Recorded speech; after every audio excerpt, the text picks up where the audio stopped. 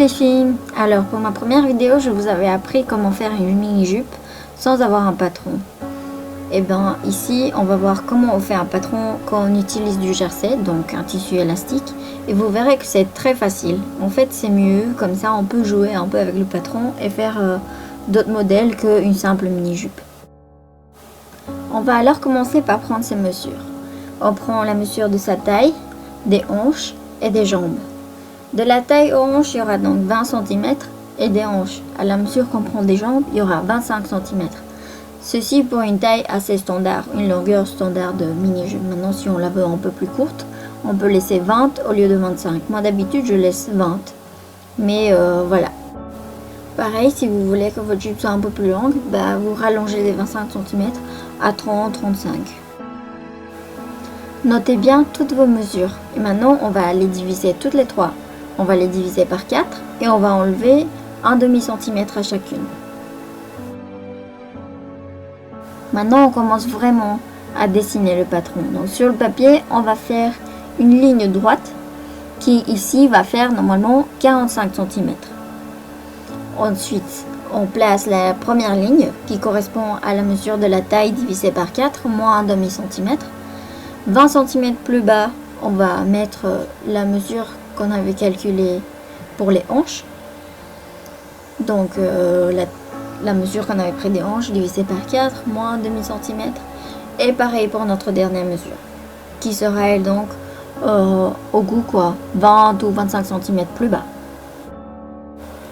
Ensuite, on va connecter ces trois lignes ensemble.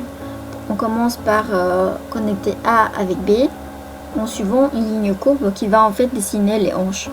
Et puis, on finit par connecter la ligne B avec C, avec une ligne droite.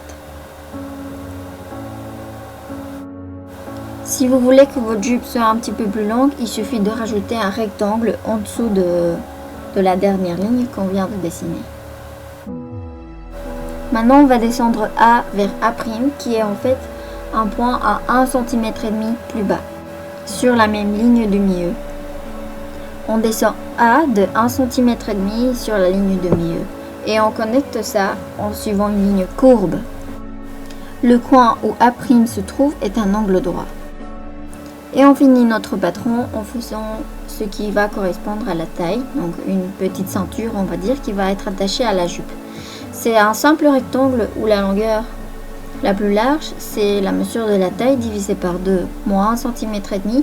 Et la hauteur, c'est la hauteur c'est qu'on dessire notre ceinture fois 2, parce que on va la plier par la moitié en fait. Et puis c'est tout. Maintenant, on a déjà un patron sur lequel on peut jouer. On peut couper des choses. Enfin, vous verrez, je vous montrerai quelques petits projets pour apprendre à faire ça et donc pour faire vos propres patins.